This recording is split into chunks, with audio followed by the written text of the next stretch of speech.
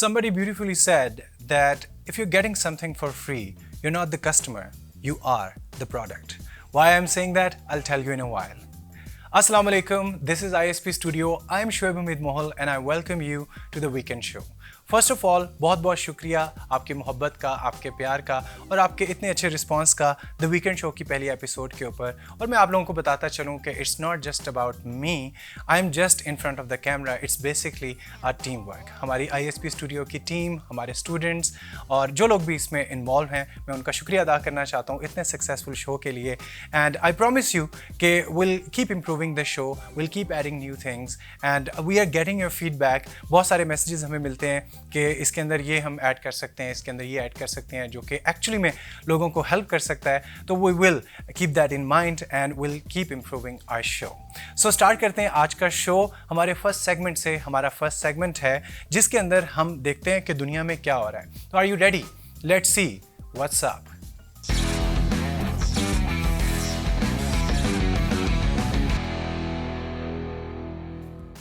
Unfortunately हमारी सबसे पहली खबर again it's related to pandemic और लॉकडाउन दोबारा से लग गया है। मुझे अच्छे तरीके से याद है कि पिछले साल भी मार्च के अंदर कंप्लीट लॉकडाउन लगा और बहुत ज़्यादा हम लोग परेशान हो गए। और इस साल भी अनफॉर्चुनेटली बहुत ज़्यादा केसेस की वजह से केसेस बढ़ रहे हैं और थर्ड वेव का अंदेशा है, जिसकी वजह से गवर्नमेंट ने डिसाइड किया है कि वो दोबारा से स्ट्रिक्ट लॉकडाउन को इम्प्लीमेंट कर दें।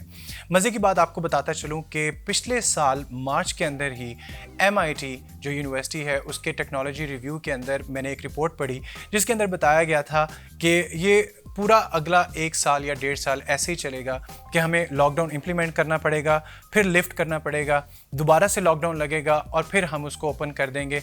जब तक कि वैक्सीन तैयार होने के बाद सबको लग नहीं जाती है, उस वक्त तक हमें ये चीज़ें फेस करनी पड़ेंगी, लॉकडाउन और उसके बाद फिर लॉकडाउन ख़त्म कर दिया जाएगा। And that's exactly happening right now कि हमने पता नहीं कितने लॉकडाउन हमने सर्वाइव कर लिए हैं। मेरी अल्लाह ताला से दुआ है कि ये जल्दी से वैक्सीनेशन सबकी हो जाए और वह सक्सेसफुल भी हो जाए, ताकि हम अपनी ज़िंदगियों में वापस उसी तरीके से अपनी एक्टिविटीज़ को रिज्यूम कर सकें।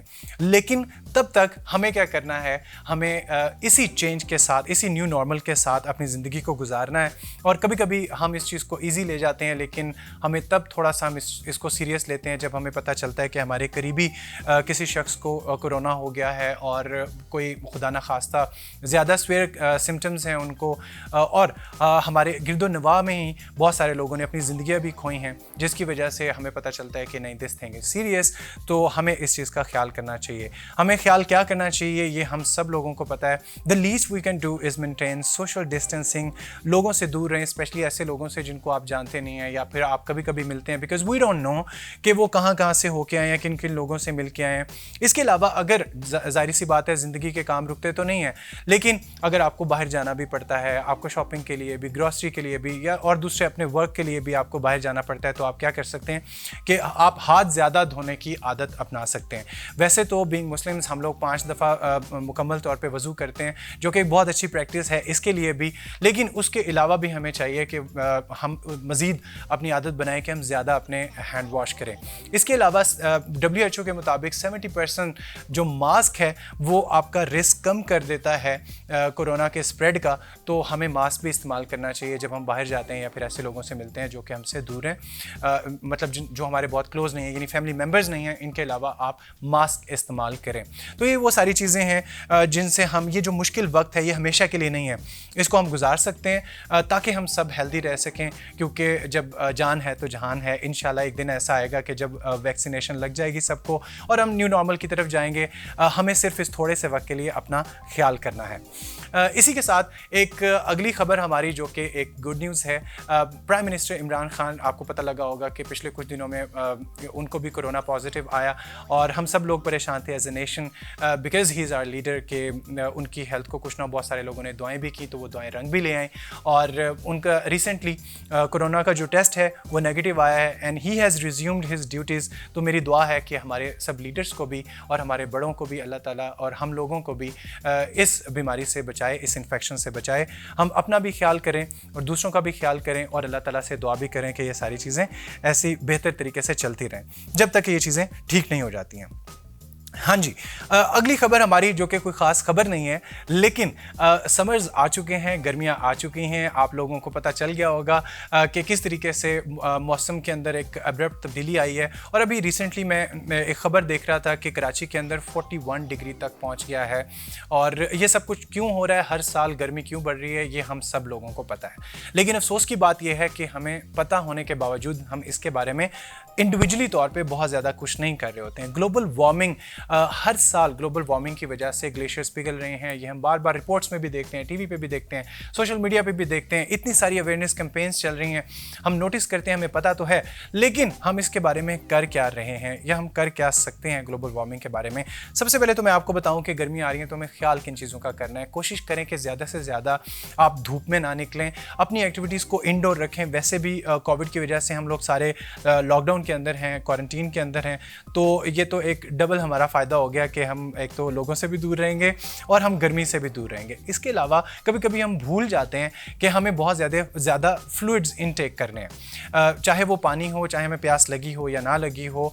आप अपना कोई आपका फेवरेट ड्रिंक है, कोई भी आप जूसेस लेते हैं या सादा पानी सही, लेकिन जब आपको प्यास नहीं भी लग रही, आपने अपनी बॉडी को हाइड्रेटेड रखना है ताकि आप इस मुश्किल वक्त का मुकाबला कर सकें और अपनी जो एक्टिविटीज़ हैं उनको आप कंटिन्यू कर सकें और हीट स्ट्रोक से और गर्मी से रिलेटेड जो भी प्रॉब्लम्स हैं उनसे बच सकें। इसके अलावा definitely keep a deodorant with you, ताकि आप देखते हैं कि पाकिस्तान में और स्पेशली मुल्तान और ये जो साउथ पंजाब है, यहाँ का जो रीजन है, इसका बहुत ज़्यादा हार्श वेदर है, जिसकी वजह से हम जितना भी नहा लें बहुत ज़्यादा स्वेटिंग होती है हमें और बहुत ज़्यादा प्रॉब्लम होता है। तो अपने आप को एक तो ज़्यादा शावर लें, ज़्यादा नहाएं और उसके साफ़ सुथरे रहें और डिओड्रेंट अपने पास रखें ताकि आपके साथ वाले भी महफूज रह सकें। इसके साथ साथ में एक प्रॉब्लम जो कि बहुत सारे लोगों को नहीं पता, लेकिन ये सिर्फ उसको पता होती है कि जिसके साथ ये होता है, और वो प्रॉब्लम है या वो डिसऑर्डर है हाइपर हाइड्रोसिस। अब हाइपर हाइड्रोसिस का बहुत कम लोगों ने नाम सुना होगा, लेकिन ये उन लोगों को ज़रूर पता होगा जिनके साथ ये इशू होता है। और हाइपर हाइड्रोसिस होता क्या है? ये होती है एक्सेसिव स्वेटिंग, कि बहुत ज़्यादा कुछ लोगों को पसीना आता है। गर्मी में सबको पसीना आता है, लेकिन कुछ लोग ऐसे होते हैं जिनको बहुत ज़्यादा पसीना आता है, चाहे वो हाथों पे हो, चाहे वो माथे पे हो, चाहे वो पाँव पे हो, तो बहुत ज़्यादा एक्सेसिव स्वेटिंग होती है। इतनी स्वेटिंग होती है कि वो अगर पेपर के ऊपर कुछ लिखना चाहें तो वो लिख नहीं सकते क्योंकि पूरा पेपर गीला हो जाता है। वो उन लोगों को सोशल एंग्जाइटी होती है क्योंकि वो किसी से हाथ नहीं मिला पाते हैं, क्योंकि उनके हाथ हर वक्त पसीने से भरे हुए होते हैं। इसके अलावा पसीने की वजह से बहुत सारी नॉर्मल एक्टिविटीज़ ऐसी हैं जो ये लोग नहीं कर पाते हैं। तो मैं आपको बताता चलूँ कि अनफॉर्चुनेटली ये जो डिसऑर्डर है इसकी बहुत ज़्यादा साइंस ने तहकीक की है, लेकिन अभी तक समझ नहीं आई कि ये होता क्यों है और किस तरीके से हम इस चीज़ को ख़त्म कर सकते हैं। हाँ, हम कुछ एहतियाती तदबीर कर सकते हैं कि हम अपने हाथ पाँव ज़्यादा धोएं, हम शॉवर ज़्यादा लें, और इसके अलावा हम अपने आप को थोड़ा सा मेंटली रिलैक्स करने की कोशिश करें कि अगर मुझे हाइपर हाइड्रोसिस है तो इसमें मेरा कसूर नहीं है। क्योंकि ऐसे लोगों को सोशल एंग्जाइटी बहुत होती है, आप किसी से हाथ नहीं मिला पाते हैं, आप लिख नहीं सकते हैं, और बहुत सारी ऐसे नॉर्मल रूटीन के टास्क हैं जो आप नहीं कर सकते हैं हाइपर हाइड्रोसिस की वजह से, बहुत ज़्यादा पसीना आने की वजह से। तो आपको अपने आप को मेंटली रिलैक्स इसलिए भी करना है कि it's fine, people have issues, people have different problems. मेरे साथ ये प्रॉब्लम है तो इट्स टोटली फाइन, इसमें मेरा कोई कसूर नहीं है। मेडिकली आप क्या कर सकते हैं? I am not a doctor, मैं आप लोगों को रेकमेंड नहीं कर सकता स्पेसिफिकली, लेकिन देयर आर एंटीपरसेप्शंस के जो आपके पसीने को दूर करते हैं थोड़ी देर के लिए। तो ऐसी क्रीम्स हैं, ऐसी जेल्स हैं जो आप ले सकते हैं। पहले तो अपने स्किन स्पेशलिस्ट से आप रब्ता कर सकते हैं, और उसके अलावा आप किसी भी फार्मेसी से जाके इस तरह की जेल्स या क्रीम्स यूज़ कर सकते हैं, ताकि अगर आपने किसी इंटरव्यू पे जाना है, किसी स्पेशल टास्क पे जाना है, तो उस टाइम आपके हाथों पे, पाँव पे इतना ज़्यादा पसीना ना आए।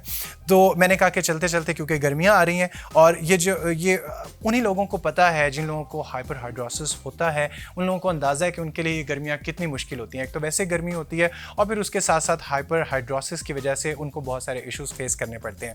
तो this is an awareness and I am telling you that you are not alone. और आपका जो भी आपके साथ मसले हैं वो सिर्फ आपके साथ नहीं है, बहुत सारे और भी ऐसे लोग हैं जिनको ऐसे इश्यूज़ होते हैं, और हम इस चीज़ को मैनेज किया जा सकता है। हमें शुक्रिया अदा करना चाहिए कि बहुत सारी और बीमारियाँ हैं, बहुत सारे ऐसे डिसऑर्डर्स हैं जिससे ज़िंदगी ज़्यादा मुश्किल हो सकती है, तो वो हमें नहीं है। हमें अल्लाह ताला के शुक्र अदा करना चाहिए इस चीज़ के लिए, और अपनी इस डिसऑर्डर को मैनेज भी करना चाहिए।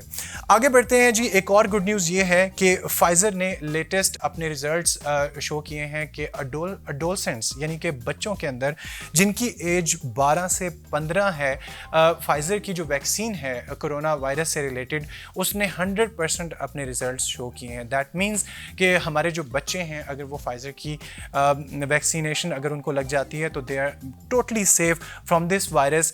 इसके अलावा फाइज़र की जो वैक्सीन है, not that I am sponsor नहीं किया फाइज़र ने हमें, लेकिन सिंस ये एक अच्छी बात है तो मैं आपसे शेयर करता रहूँ कि बाकी बड़े लोगों के लिए भी काफ़ी हद तक इसने प्रॉमिसिंग रिजल्ट्स दिखाए हैं। तो मेरी दुआ है और मेरी अपील भी है गवर्नमेंट से कि जल्दी से जल्दी हमारा जो हेल्थ डिपार्टमेंट है, I know it's very very difficult task, क्योंकि बहुत बड़ी आबादी है पाकिस्तान की, सारे लोगों को वैक्सीनेशन लगाना बहुत ज़्यादा मुश्किल है, लेकिन हल यही है कि सबसे पहले हम अपने मेडिकल हेल्थ वर्कर्स को, उसके बाद हम अपने सीनियर लोगों को, और उसके बाद आहिस्ता आहिस्ता हम बाकी जो आवाम है हमारी उसको भी वैक्सीनेशन लगाएं, ताकि हम अपनी ज़िंदगी बिल्कुल नॉर्मल की तरफ लेके जा सकें। इसके अलावा लेडीज़ एंड जेंटलमैन, जहाँ पे कोरोना ने बहुत सारी एक्टिविटीज़ हमारी बंद कर दी, उसके अंदर एक बहुत इंपॉर्टेंट एक्टिविटी कुछ लोगों के लिए वो थी कि सिनेमा जाना और फैमिली के साथ और दोस्तों के साथ और मूवीज़ को देखना। और कुछ लोग तो बहुत ज़्यादा मूवी बफ़ होते हैं, उनको पता होता है कि कौन सी मूवीज़ आ रही हैं, कौन सी मूवी बेहतर है, कौन सी मूवी को अवार्ड मिल रहा है। तो वो जो कल्चर है, सिनेमा कल्चर और मूवी कल्चर, वो बहुत ज़्यादा डिस्टर्ब हुआ। ऑल्दो हम घरों में बैठ के देख सकते हैं, बहुत सारा ऑनलाइन TV भी देख सकते हैं, मूवीज़ भी देख सकते हैं, लेकिन वो जो एक्सपीरियंस है सिनेमा का, उसका कोई भी नेमुल बदल नहीं है। तो लेकिन स्टिल जो भी इंडस्ट्रीज़ हैं, चाहे वो हॉलीवुड हो, बॉलीवुड हो या लॉलीवुड हो या पाकिस्तान की इंडस्ट्री हो, वो सारे SOPs को फॉलो करते हुए, और उन्होंने तादाद अपने प्रोजेक्ट्स की कम कर दी, लेकिन जो शूटिंग्स थी वो जारी थी। उसी लिहाज से ऐसे वो लोग जिनको पसंद हैं मॉन्स्टर मूवीज़, उनके लिए खुशखबरी। रिसेंटली 31 मार्च को एक मूवी रिलीज़ हुई जो कि है गॉडजिला वर्सेस कॉन्ग। ये बेसिकली फॉलोअप है 2017 की मूवी कॉन्ग स्कल आइलैंड का और गॉडजिला किंग ऑफ मॉन्स्टर का। और मैं आप लोगों को मज़े की बात बताता जाऊं कि ये दो मॉन्स्टर्स यानी कॉन्ग और गॉडजिला पहले भी एक साथ काम कर चुके हैं, लड़ाई फाइट कर चुके हैं 1962 के अंदर। ये बहुत सारे लोगों को नहीं पता, लेकिन अगर आप पर्सनली मुझसे पूछें, I am not a very big fan of monster movies, क्योंकि मुझे लगता है कि मैं उसको किसी और हवाले से देखता हूँ कि there is too much animation, there is too much work involve, 3D work involve होता है इसके अंदर, बहुत ज़्यादा मेहनत लगती है। और दो मॉन्स्टर्स हैं और हमें पता भी है कि ये रियल वर्ल्ड में नहीं है, लेकिन there are people, a lot of people जिनको फैंटेसी मूवीज़ अच्छी लगती हैं और जिनको मॉन्स्टर मूवीज़ अच्छी लगती है और उनकी फाइट्स बहुत अच्छी लगती हैं। तो good news for them, good luck. आप उसको घर बैठ के देखें, क्योंकि सिनेमाज बिल्कुल बंद हैं, उसको डाउनलोड करें या फिर किसी भी सब्सक्रिप्शन के ऊपर आप देखें, लेकिन अपना ये जो टाइम है इसको एंजॉय करें फैमिली के साथ बैठ के। हमारी आज की लास्ट न्यूज़ है टिकटॉक के बारे में। हम में से बहुत सारे लोगों ने टिकटॉक के बारे में सुना भी है, हम में से बहुत सारे लोग इसको इस्तेमाल भी करते हैं, और अगर हम अपनी खुद की वीडियोस नहीं बनाते तो हम एटलीस्ट इसको देखते ज़रूर हैं, because it's source of entertainment. और स्पेशली टिकटॉक के व्यूअर्स और टिकटॉक के क्रिएटर्स में बहुत ज़्यादा इजाफा हुआ कोविड की वजह से, क्योंकि घर के अंदर बोरियत थी, बहुत ज़्यादा एक्टिविटीज़ नहीं थी, और ये one of the best entertainment थी टिकटॉक। लेकिन समटाइम्स हम रियलाइज़ नहीं करते कि ये जितनी भी सोशल मीडिया की हमारी ऐप्स हैं, इनके हम एक टाइम आता है जब हम इनके एडिक्ट हो जाते हैं। एडिक्शन का मतलब ये होता है कि कभी हम खुद से चाह नहीं रहे होते हैं, या फिर हम बिज़ी होते हैं या कोई और काम हमें करना होता है, लेकिन हमें इतनी एडिक्शन हो जाती है कि हम फिर भी मोबाइल खोल के वो ऐप खोलते हैं और फिर उसको स्क्रॉल करते जाते हैं। और मज़े की बात यह है कि टिकटॉक में देयर इज़ नो लिमिट, कि कौन सी ऐसी लिमिट है, कोई स्क्रॉल आप एंड तक नहीं कर सकते कि ये अब मैंने आज का सारा टिकटॉक देख लिया है। You continuously scroll through screens, और वो कभी भी ना ख़त्म होने वाली आपकी स्क्रॉलिंग चलती रहती है, जिसकी वजह से आपको मज़ीद एडिक्शन हो जाती है।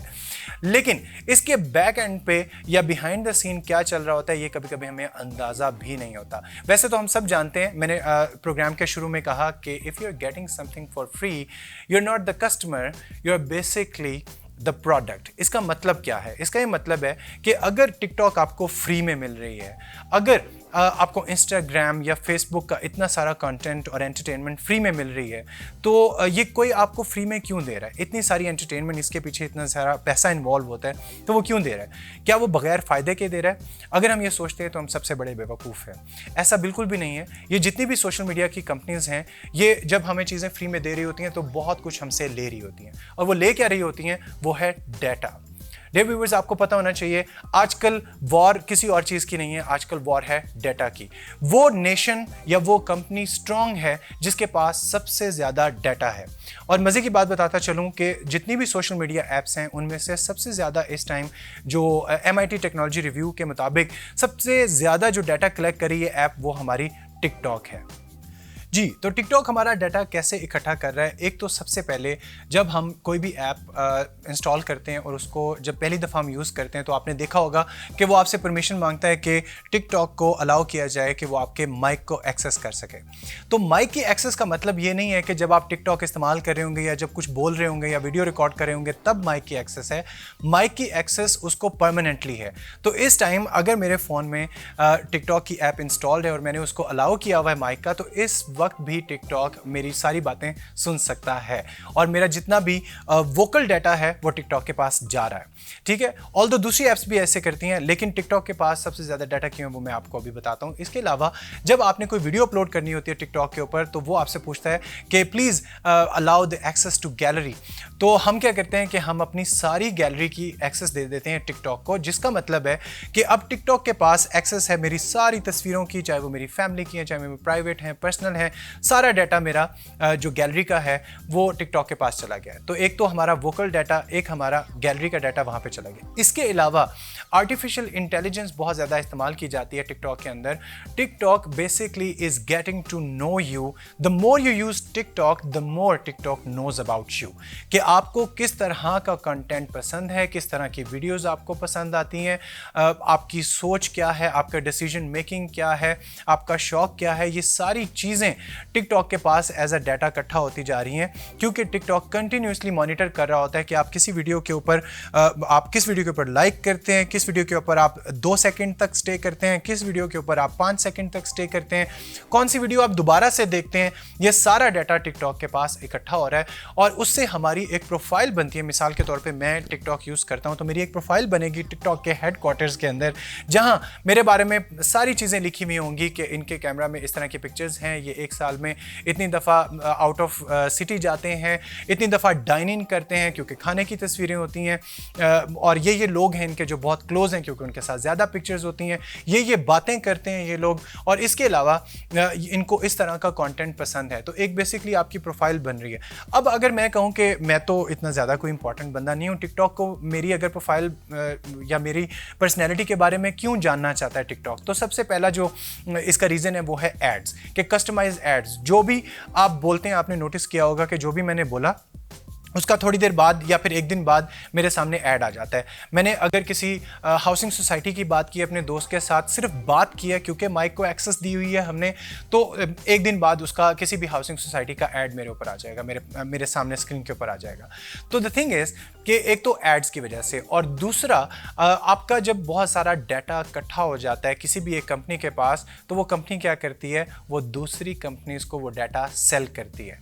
And it's not matter of hundreds of dollars, it's matter of billions of dollars। तो yes, इसका ये क्या मतलब हुआ कि टिकटॉक आपको फ्री में मिल रही है, इसका ये हरगिज़ मतलब नहीं है कि वो आपको बहुत ज़्यादा पसंद करते हैं इसलिए आपको फ्री में कुछ दे रहे हैं। इसका ये मतलब है they are earning out of your data. That means you are the product. तो ये आपके ऊपर डिसीजन है कि आपने टिकटॉक इस्तेमाल करना है, कितना इस्तेमाल करना है, उसको कितनी एक्सेस देनी है, चाहे वो टिकटॉक है या वो इंस्टाग्राम है। मैंने स्पेसिफिकली टिकटॉक की बात क्यों की है, मैं आपको बताता चलूँ कि टिकटॉक का एल्गोरिदम दूसरी ऐप से थोड़ा सा डिफरेंट है। मिसाल के तौर पे इंस्टाग्राम का एल्गोरिदम क्या करता है कि अगर आपने कोई प्यारी सी तस्वीर लगाई है तो उसका जो पीछे एल्गोरिदम चल रहा है, सिस्टम चल रहा है, वो तस्वीर अगर ज़्यादा से ज़्यादा लोगों को पसंद आएगी तो इंस्टाग्राम उसको एक्सप्लोर के पेज के ऊपर दे देगा, या फिर वो उस पिक्चर को ऊपर से ऊपर रखेगा ताकि मजीद ज्यादा लोग उसको देख सकें।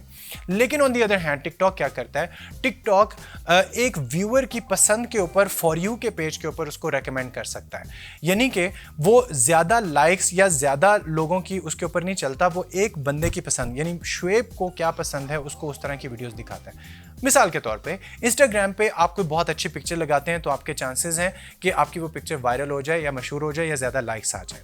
लेकिन अगर आपने कोई बहुत ही फजूल पिक्चर डाली है तो उसमें बहुत ज़्यादा चांसेस नहीं है, क्योंकि ज़्यादा लोग उसको पसंद नहीं कर रहे होते या लाइक नहीं कर रहे होते या व्यू नहीं कर रहे होते। लेकिन टिकटॉक के ऊपर किस तरीके से काम करता है एल्गोरिदम कि मैंने अगर कोई बहुत ही अजीब सी वीडियो बनाई है या बहुत ही बिल्कुल ही फारिग सी वीडियो बनाई है, तो there are going to be people who are using TikTok and they like your video. हो सकता है लोगों की पसंद वैसी ना हो जैसी आपकी है या वैसी ना हो जैसी दूसरों की है, तो समटाइम्स एक ऐसा कंटेंट जो कि हमारे लिए अच्छा नहीं होता या अप्रोप्रिएट नहीं होता, वो कुछ लोगों के लिए कहीं ना कहीं अप्रोप्रिएट होता है, जिसकी वजह से वो उसको देख रहे होते हैं, जिसकी वजह से फॉर यू के पेज के ऊपर वो वाली वीडियो भी आ जाती है।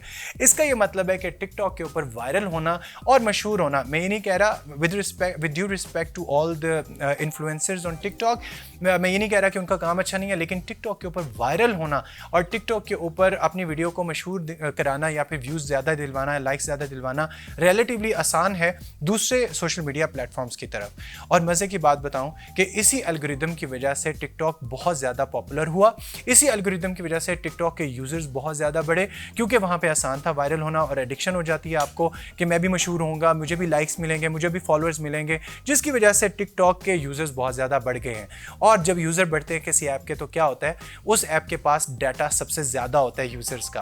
तो रिसेंटली माइक्रोसॉफ्ट ने बिड की है कि वो टिकटॉक को ख्वाहिश जाहिर की है कि वो परचेज़ करना चाहता है। तो आप अपने आप से पूछें कि माइक्रोसॉफ्ट टिकटॉक क्यों परचेज़ करना चाहता है। इसी के साथ हमारा नेक्स्ट सेगमेंट है द एक्सेप्शनल्स। मिलते हैं एक छोटी सी ब्रेक के बाद।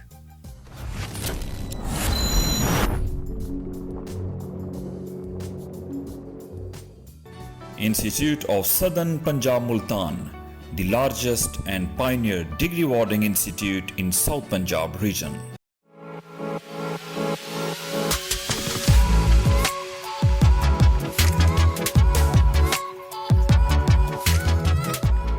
Sometimes it's not the lack of ability, but the lack of confidence that prevents us from achieving what we really want.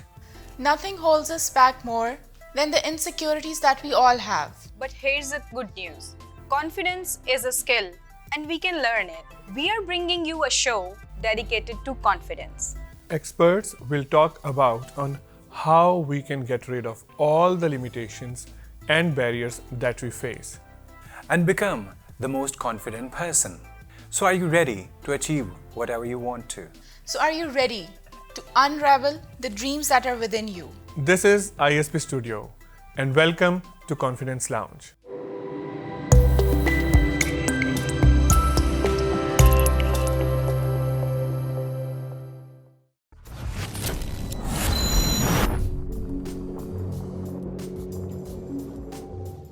Welcome back to the weekend show. Our next segment is the exceptionals, which is my favorite segment, जिसके अंदर हमारे students आते हैं और बात करते हैं youth related issues के बारे में।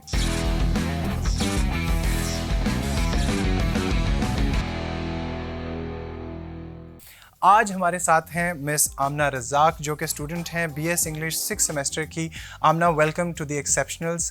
क्या हाल चाल है आपका? अल्हम्दुलिल्लाह ठीक ठाक, आप कैसे हैं? मैं बिल्कुल ठीक ठाक हूँ जी। आमना, आज हम किस इशू के ऊपर बात करें यूथ रिलेटेड? आज हम इस इशू पे बात करेंगे कि जो गर्ल्स फेस करती हैं when they come into this universities, और वो को एजुकेशन में आती हैं and they get the first exposure, और फिर उनको जो lack of confidence and the interaction problems और लो सेल्फ इस्टीम एंड इस तरह के जो प्रॉब्लम्स होते हैं उनके ऊपर बात करेंगे। ठीक है, आपका कहने का मकसद है कि सिंस पाकिस्तान एक मेल डोमिनेंट सोसाइटी है हमारी, although we are working towards women empowerment और हम बहुत ज़्यादा बेहतर भी हो गए हैं हालात, लेकिन आप समझती हैं कि जब लड़कियां यूनिवर्सिटी के अंदर आती हैं जहाँ पे लड़के और लड़कियां इकट्ठे पढ़ रहे होते हैं, तो बहुत सारी लड़कियों के लिए इशू भी होता है बहुत सारे। ठीक है, तो सबसे पहले मुझे आप अपना एक्सपीरियंस बताएं कि what were the issues that you faced, और फिर बाकी जनरली लड़कियाँ कौन कौन से इश्यूज़ फेस करती हैं। वेल पर्सनली मैं इस यूनिवर्सिटी में I came up with my best friend, तो मुझे कुछ ज़्यादा इश्यूज़ हुए नहीं and we both were extrovert, so that we clean up pretty good. लेकिन जैसे बाकी क्लास फेलोज़ को जब देखा था तो दे वर हैविंग मैनी प्रॉब्लम्स कि टीचर से इंटरेक्ट करने में भी दे वर सो हेजिटेंट बाय मेकिंग फ्रेंड्स, उनका कॉन्फिडेंस वो सो डाउन, मतलब इस तरह का था उनका। तो दैट वाज अ प्रॉब्लम कि वो लोग क्लास में they were watching boys sitting beside them, तो they were like कि हम बात नहीं कर सकते, हम बोल नहीं सकते. और वैसे भी कुछ फीमेल्स ऐसे बैकग्राउंड से आती हैं जहाँ पे ऑलरेडी को एजुकेशन होती है, तो वहाँ पे वो there comfortable with the opposite gender. लेकिन स्पेशली वो लड़कियाँ, और अगर साउथ पंजाब की बात की जाए तो आउटस्कर्ट से जो फीमेल्स आती हैं हमारी, जहाँ बिल्कुल ही कभी पढ़ाई की नहीं गई होती लड़कों के साथ, तो मेरे ख्याल में उनको ज़्यादा इश्यूज फेस करने पड़ते होंगे. तो अच्छा, आपका क्या आप समझती हैं कि इसका सोल्यूशन क्या है? क्योंकि ये चीज़ डिस्टर्ब तो करती है हमें. जो शुरू के सेमेस्टर्स होते हैं हमारे, शुरू के ईयर्स होते हैं, वो बहुत इंपॉर्टेंट होते हैं. अगर हम इन मसलों में पड़े रहेंगे तो हम अपनी पढ़ाई किस तरीके से करेंगे? तो आप क्या समझती हैं कि हम किस तरीके से एक लड़की, आप क्या मैसेज देना चाहेंगी लड़कियों को कि वो कैसे टैकल कर सकती है इन इश्यूज़ को? इन इश्यूज़ को टैकल करना ज़ाहिर है बाय द टाइम आप इस चीज़ को ओवरकम करते हैं, लेकिन by making friends and a group of friends that will help a lot. आपके कॉन्फिडेंस जो बूस्ट होता है, you know someone is by your side. तो आप इस तरह से जब आप while making friends and you are having people around you, you can ask your teachers, you can roam around freely in the university कि आपको होता है कि देयर इज समवन विद मी. आपने बात की कि हमारे साथ दोस्त होने चाहिए जिसकी वजह से हमें बहुत ज़्यादा कॉन्फिडेंस बूस्ट भी मिलता है. हमारे जो फियर्स होते हैं वो थोड़े से कम हो जाते हैं. लेकिन कुछ लोग थोड़े हेजिटेंट भी करते हैं कि फ्रेंड्स बनाने के अंदर. अब जैसे you came into the university with your friend, not everybody is as blessed. तो क्या कोई टिप्स या ट्रिक्स आप इस तरह के दे सकते हैं कि हम अपनी लड़कियां दोस्त कैसे बनाएं अपनी दोस्तों को? That's very main. मतलब आप फ्लो के साथ ही, जैसे मोस्टली मिथ्स एंड उस चीज़ में होता है कि आप जिसके साथ यूनिवर्सिटी के फर्स्ट डे बैठते हैं तो ही और she would be a best friend. But time के साथ आपको पता चलता है इंटरेक्शन हो जाता है क्लास में इतना, क्योंकि प्रोजेक्ट्स आते हैं, असाइनमेंट्स आती हैं एंड यू नो प्रेजेंटेशंस होती हैं, इकट्ठे काम करते हैं, तो यू बिकम फ्रेंड्स. एंड उसके बाद पे हैंग आउट शुरू होते हैं एंड यूनिवर्सिटी में देर तक रुकना, and then you make friends gradually by the time. That's by the time. अच्छा, कभी कभी हमें ऐसा भी लगता है कि शुरू में जो लोग हम समझते हैं कि ये हमारे बेस्ट फ्रेंड्स हैं, और कुछ सेमेस्टर्स के बाद ऐसा भी हुआ आपके साथ कि पता चला कि no they were not. No, yes they were not. But I'm blessed enough क्योंकि मुझे ऐसे हुआ कि जो फर्स्ट ग्रुप था मेरा मतलब यूनिवर्सिटी क्लास में जो आके बना, that was still now हम लोग साथ ही हैं. लेकिन but I've faced many people, जो two-faced people and इस तरह के होता है, बहुत दफ़ा होता है. तो इसका ये मतलब है कि जनरली बच्चियों को इस चीज़ का ख्याल करना चाहिए कि सिंस हमें किसी का हम 100% नहीं बता सकते कि कोई किस तरह का है, आप दोस्त बनाएं ज़रूर, लेकिन मेरे ख्याल में आपको बहुत ज़्यादा ट्रस्ट नहीं करना चाहिए. Yes, sharing secrets इस तरह से बिल्कुल नहीं करना चाहिए. They use your secrets against you. Exactly, they can. ठीक है, ऐसा भी नहीं है कि हम बिल्कुल दोस्त ना बनाएं, लेकिन हमें बेसिकली एक बैलेंस स्ट्राइक करना है. Fine line between trusting too much and not trusting at all. इसके अंदर आपको फाइन लाइन करना चाहिए. आप 6 सेमेस्टर के अंदर हैं, 3 साल आपने यूनिवर्सिटी में गुजारे हैं, और उससे पहले भी आपने को एजुकेशन का एक्सपोजर है आपको. तो आई थिंक आप अच्छा सजेशंस दे सकती हैं, कोई मैसेज दे सकती हैं, अपनी कोई लर्निंग या एक्सपीरियंस शेयर करें उन लड़कियों के लिए कि जिन्होंने कभी भी इस तरह का एक्सपोजर नहीं हुआ और फर्स्ट टाइम है, उनका फर्स्ट सेमेस्टर है. तो आप बीइंग देयर सीनियर क्या मैसेज देंगे कि देखें इन चीज़ों का आपने ख्याल करना है? इन चीज़ों में ये चीज़ें आएंगी कि फ़र्स्ट ऑफ ऑल नेवर, जैसे हमने बात की, नेवर ट्रस्टिंग पीपल. दूसरा ये है कि अपने आप को इतना कॉन्फिडेंट बनाए, अपने सेल्फ इस्टीम को. जैसे हमारी यूनिवर्सिटी में वो blessed enough to have the SCDC department, तो वहाँ पे जो फर्स्ट सेमेस्टर में ही आपको CST का लेक्चर होता है एंड ट्रेनर्स आर लाइक, मतलब बहुत हेल्प करते हैं आप लोग को टू मेंटेन योर जैसे आप सोशल इंटरेक्शंस होती हैं, आपका कॉन्फिडेंस बहुत बूस्ट होता है उन लेक्चर्स में, कैरेक्टर बिल्डिंग होती है. So taking the SCDC and the CST lectures very seriously, और उसमें पार्ट लें और ट्रेनर से इंटरेक्ट करना, that will help a lot. मतलब मैंने देखा है कि मेरी क्लास में काफ़ी लोगों को जब सर बुला के मैम बुला के कहते थे एक्टिविटीज़ में, that was helping a lot कि आप लड़कों के सामने खड़े हो एंड स्पीक.